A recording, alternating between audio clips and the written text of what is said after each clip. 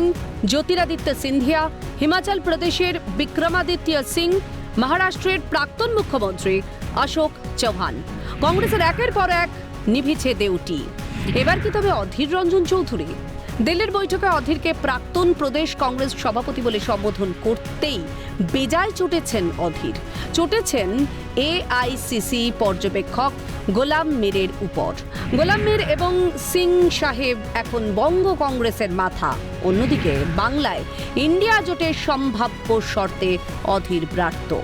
খারাপ তো লাগার কথা, খারাপ আমার লেগেছিল। তারপরে আমি নিজে হেরেছিলাম।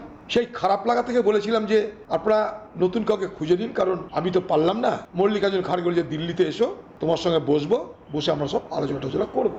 তারপরে কলকাতায় রাহুল গান্ধীকে সভাপতি করার জন্য, এই লোকসভায় দলনেতা করার জন্য প্রস্তাব পাশ হলো। মল্লিকার্জুন খাড়গের হাতে সমস্ত ক্ষমতা তুলে দেওয়ার জন্য প্রস্তাব পাশ হলো। বর্তমান রাজনীতিতে ইন্ডিয়া জোটের ঐকিক নিয়মের অঙ্কে মমতা বন্দ্যোপাধ্যায় তুরুপের তাস। কংগ্রেস কোনো মূল্যেই মমতার বিরোধিতা চায়নি লোকসভার আগে। অন্যদিকে বঙ্গ কংগ্রেসকে উজ্জীবিত করতে মমতা বিরোধিতা ছাড়া অধীরের কাছে অন্য কোনো রাস্তা ছিল না। আর সেখান থেকেই রাজনীতির জটিল সাপ সিঁড়ির বোর্ডে অধীরের অধঃপতন। আমি রেলমন্ত্রী থাকা অবস্থায় এই মমতা ব্যানার্জির নির্দেশে মমতা ব্যানার্জির সরকার মুর্শিদাবাদের বাংলাদেশের বর্ডারে মারামারিতে নিজেদের মধ্যে কেউ খুন হয়েছে পারিবারিক গন্ডগোলে, আমাকে সেই কেসের খুনি করে আসামি বানানো। তো সেই জায়গায় বুঝতেই পারছেন যে আমি আজকে রাজ্য সরকারের কোন নজরে থাকি। বুঝিয়ে বলেছিলাম যে আমাকে সামনে রেখে কোনো জোট করা আপনাদের পক্ষে কঠিন হবে, বরং আপনাদের আমি সাজেশন দিচ্ছি যে আমাকে সরিয়ে আপনারা অন্য কোনো নেতাকে সামনে রেখে জোটের আলোচনা করুন। অধীর রঞ্জন বিঁধছেন কংগ্রেস নেতৃত্বকে। তৃণমূল কংগ্রেস হাইকমান্ড সখ্যতা প্রসঙ্গে অধীর বিরোধিতায় ব্যাটন ধরলেন তৃণমূলের কুণাল ঘোষ। যদি মনে করেন তিনি যতদিন বাঁচবেন একটা দল করবেন, এটা খুব তাঁর সিদ্ধান্ত। এ ব্যাপারে আমরা কি মতামত দেব?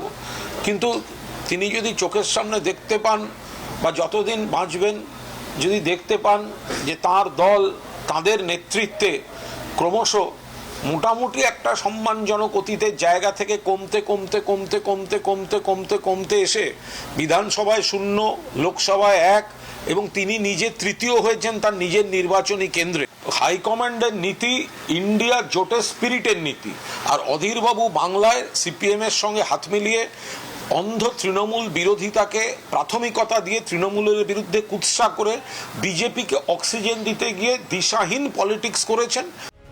লোকসভা নির্বাচনের আগেই মল্লিকার্জুন খাড়গে বলেছিলেন অধীর চৌধুরী সিদ্ধান্ত নেওয়ার কেউ নন।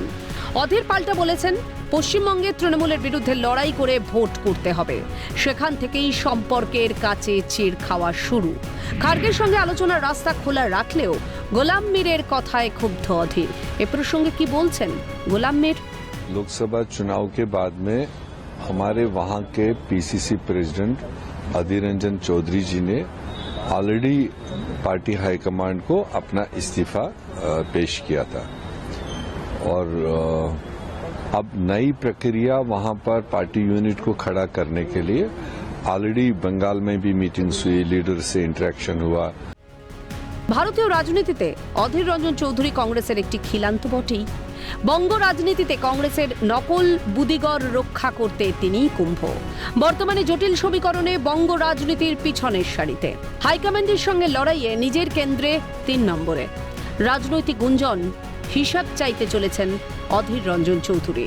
কংগ্রেসের কাছে হিসেব চাইতে চলেছেন বহরমপুরের একদা 5 বারের সাংসদ। ক্যালকাটা নিউজ।